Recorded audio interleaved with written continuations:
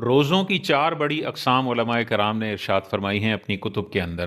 पहली किस्म को कहते हैं फ़र्ज़ रोज़े, दूसरी वाजिब रोज़े, तीसरी नफिल रोज़े और चौथी वो किस्म है जिसको मकरूह तहरीमी कहा जाता है, यानी ये रोज़े रखना नाजायज़ है।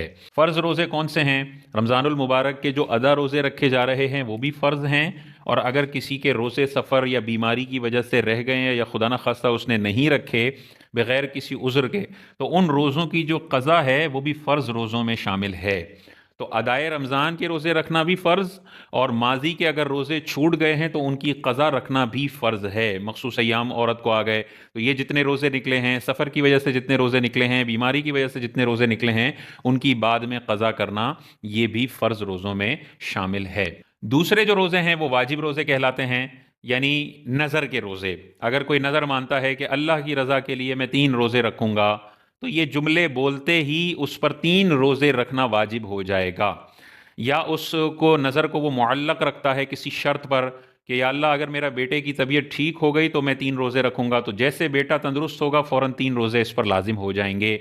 या अल्लाह मैं अगर पास हो गया तो 3 रोज़े रखूँगा, 2 रोज़े रखूँगा।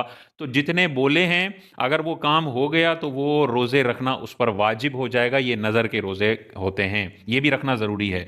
तीसरा, इसके अलावा जितने भी रोज़े हैं वो नफिल रोज़े में शामिल होते हैं, जैसे जिनकी कोई फजीलत हो, जैसे हुज़ूर अलैहिस्सलातु वस्सलाम 13 से लेकर 15 तारीख तक के रोज़े हर महीने रखा करते थे। इसी तरह शव्वाल के महीने में पहली तारीख को छोड़कर बाकी 29 दिनों के अंदर 6 रोज़े लगातार रखना या अलग-अलग रखना, ये शव्वाल के 6 नफिल रोज़े हैं।